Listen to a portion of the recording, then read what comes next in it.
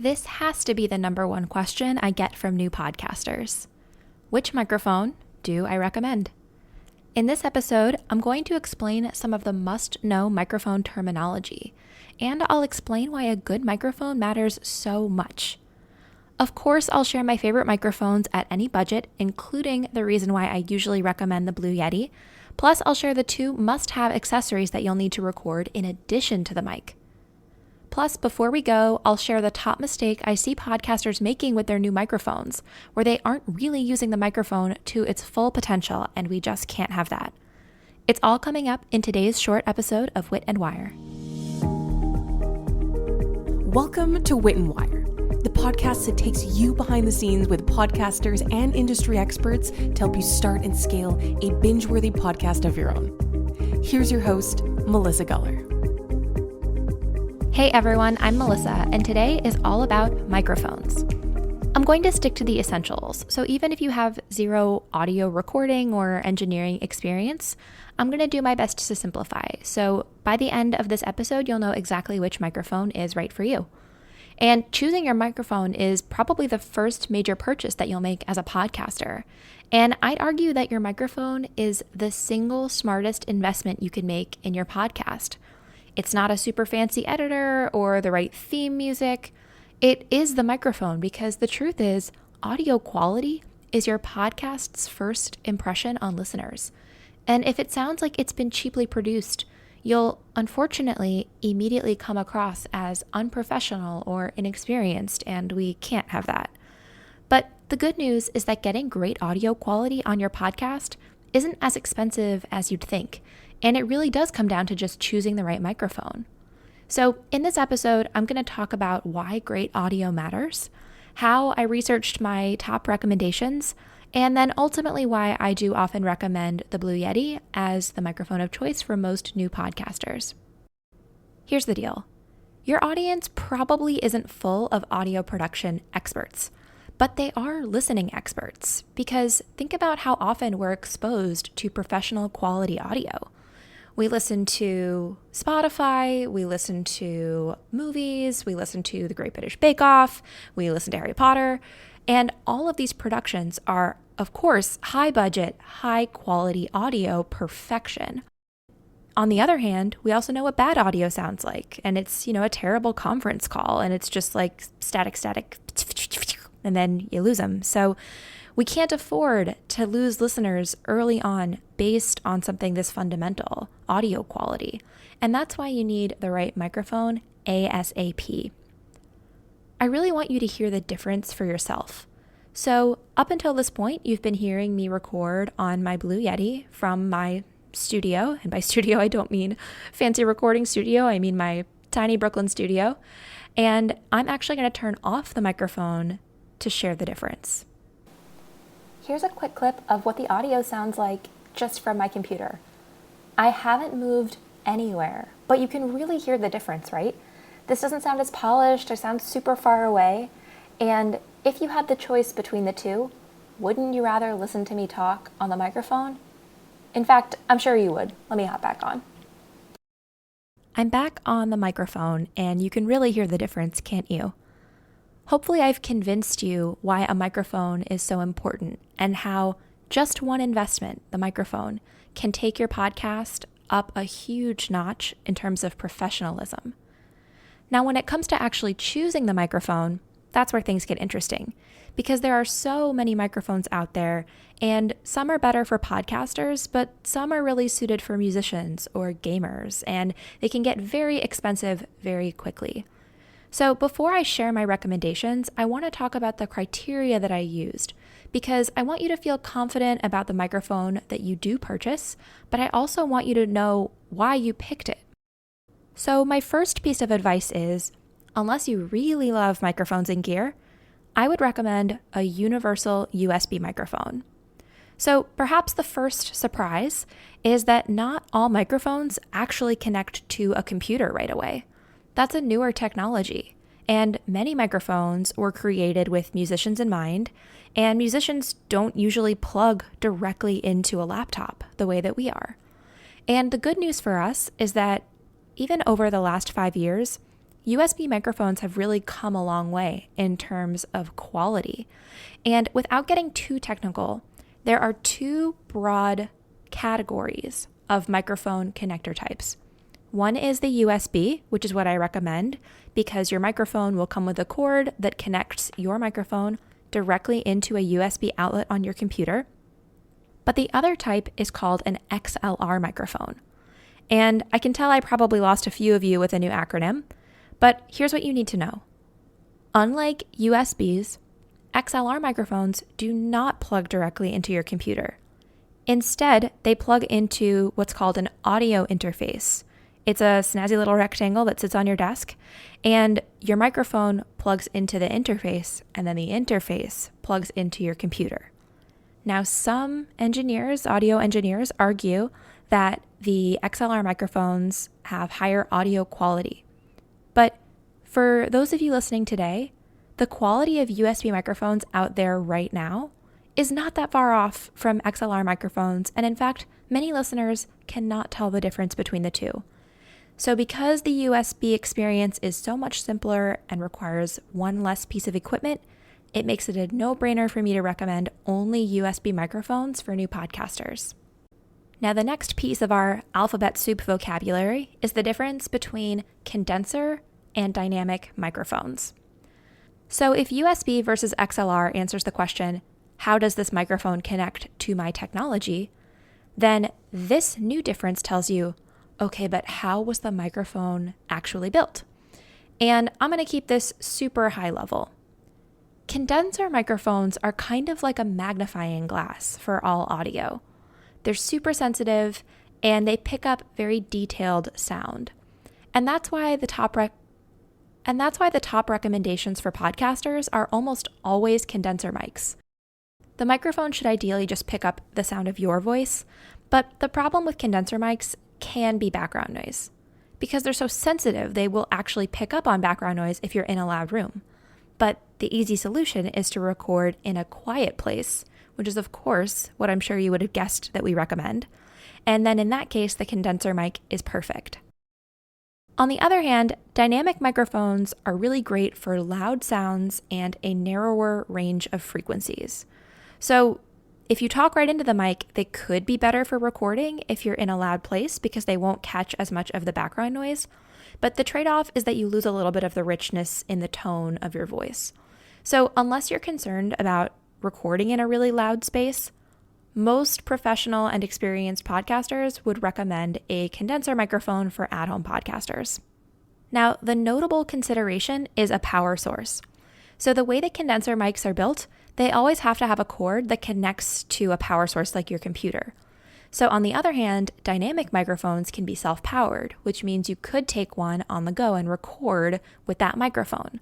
So if you are recording on the streets or out and about, then maybe you do need a dynamic microphone.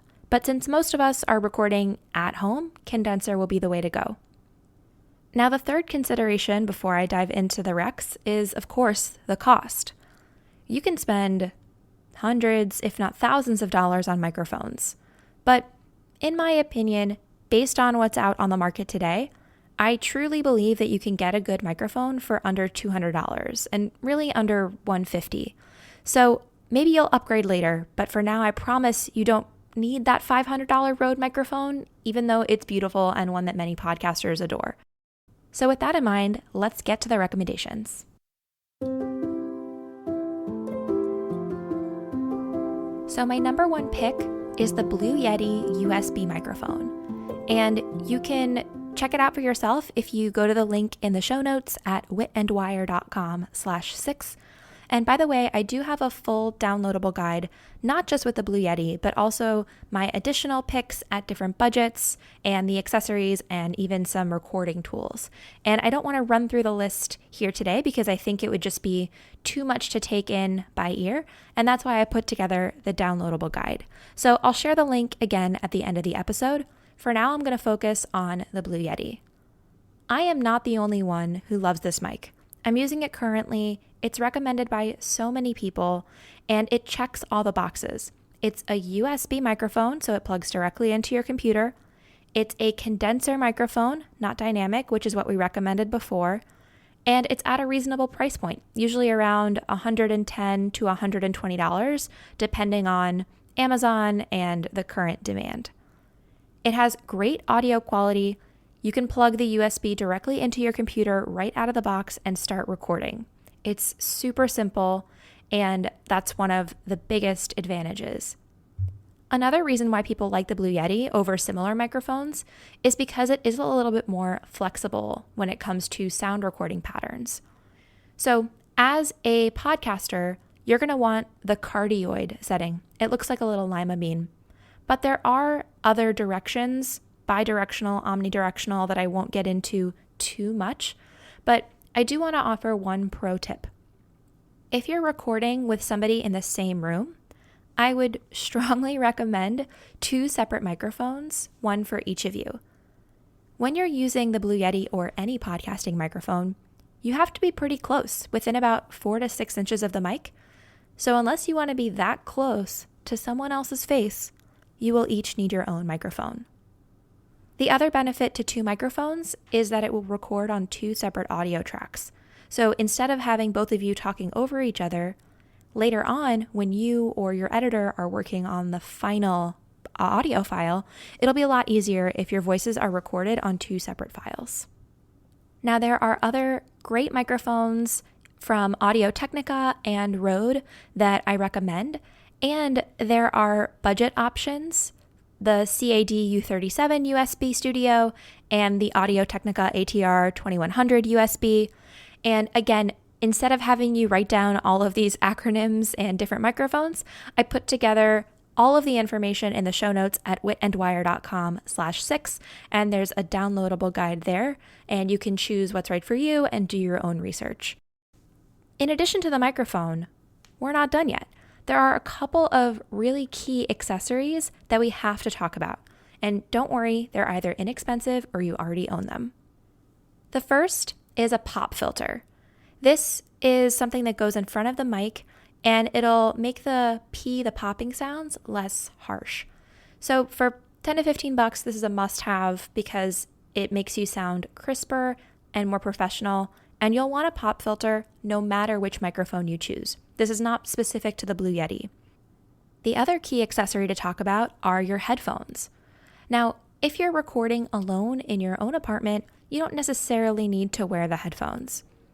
However, when you're editing, headphones are key, and since this is not an episode about editing, I'm going to put that to the side. But something that most people don't think about is remote recording. Many of you are going to be recording remotely with a guest or maybe a co-host, and both of you need to be wearing headphones. Imagine if we weren't. Let's say we're on an interview, we're recording remotely, we're both set up with our microphones. You say something. That audio would come out of my computer, and of course I could hear you, but so could my microphone, which is obviously a huge problem, and it's going to create a ton of echo. So that's why it's so critical when you're recording remotely that both of you wear headphones. A common question I get is, what about your guest? Do they need to have a microphone too? I often give guests the option of buying a microphone, but I make it very clear that it's not necessary. For the guest, they can, wear their headphones, and I recommend headphones that have a microphone. Even the white Apple AirPods work perfectly. And what's great about that is that the microphone is closer to their mouth than if you imagine them sitting at their computer, and think about how far away your computer actually is from your mouth. You heard me say before, ideally you're within 4 to 6 inches of this thing. So as long as your guest is wearing headphones they already own with a microphone, they should be set. In general, I recommend headphones that actually plug into something instead of Bluetooth, just because they're slightly more reliable. But other than that, any headphones that you already own will do the trick. Now, earlier on, I mentioned that there's a key mistake I see a lot of podcasters making with their new microphone. And here's the trick. When you plug in your new microphone to your computer, no matter which microphone you buy, you have to make sure that the settings on your computer acknowledge the microphone. So there's no installation necessarily, but there's what's called sound input and sound output.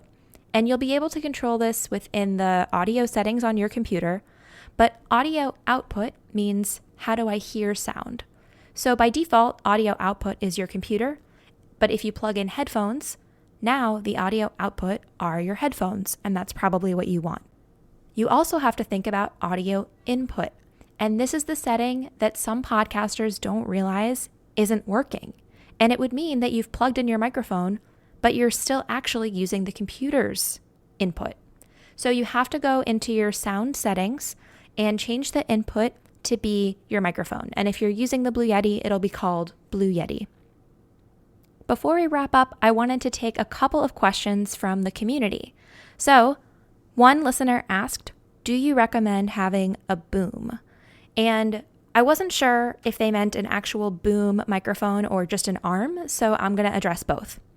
Sometimes if you're imagining a movie set, what's over their heads attached to the microphone, that arm is called a boom. If you're talking though about an arm which connects to a desk, a lot of podcasters really like having their microphone on an arm for two reasons. One, it's really easy to use depending on your at-home setup. You can just swing the arm over when you're recording and then swing the arm back when you're done. The other reason, I think, is up for debate, but some audio recording pros claim that having your microphone on an arm is better for the audio quality because it's not grounded to the table. This could be a wives' tale. From my perspective, using your microphone on the stand it comes in is great, but certainly the ease of use of the arm is undeniable. So there's definitely no downside to putting your microphone on an arm. I will say that if you're doing that with a Blue Yeti, I would look for a Blue Yeti specific microphone because it is slightly heavier than some of the other microphones out there. So before you buy accessories, always make sure they fit the microphone that you've actually purchased. To wrap up, I'm going to answer what are the top 3 things I look for in a microphone, because I think it'll recap this episode nicely. First up, I look for a USB microphone, and I look for a universal USB. That just means it plugs into either a Mac or a PC. And that's because for most podcasters, I think it's simpler than buying a second piece of equipment called an audio interface, where you'd have to plug the mic into the interface and then the interface into the computer. Let's cut out the middleman. The second key thing I look for is that it's a condenser microphone, not a dynamic. And the third is the price. I think we're so fortunate in 2020 when I'm recording this that microphones are more affordable than ever before, but at a great actual audio quality. So you're not sacrificing quality for price. And in the downloadable, I believe the cheapest microphone I recommend is $50. So even if the Blue Yeti isn't at the price point for you, I would strongly encourage you to spend the $50 because it really does make a difference. Thank you so much for joining me this week. To view the complete show notes and get links to all of my favorite microphones and everything we talked about today, visit the show notes at witandwire.com/6. That's also where you can download my printable podcasting toolkit, which is an 11-page guide that goes beyond just the microphones and actually walks you through the tools and the software that I'll recommend to start a podcast at any budget. Download the whole thing for free at witandwire.com/toolkit or find a link in the show notes at witandwire.com/6. Before you go, I hope you'll subscribe to the podcast so you can receive new episodes right when they're released. You can either subscribe right now in the app you're using to listen to this episode, or you can sign up for email alerts through an easy sign-up form in the show notes. Again, thank you for joining me, Melissa Guller, in this episode of Wit and Wire. I'll see you next time, podcasters.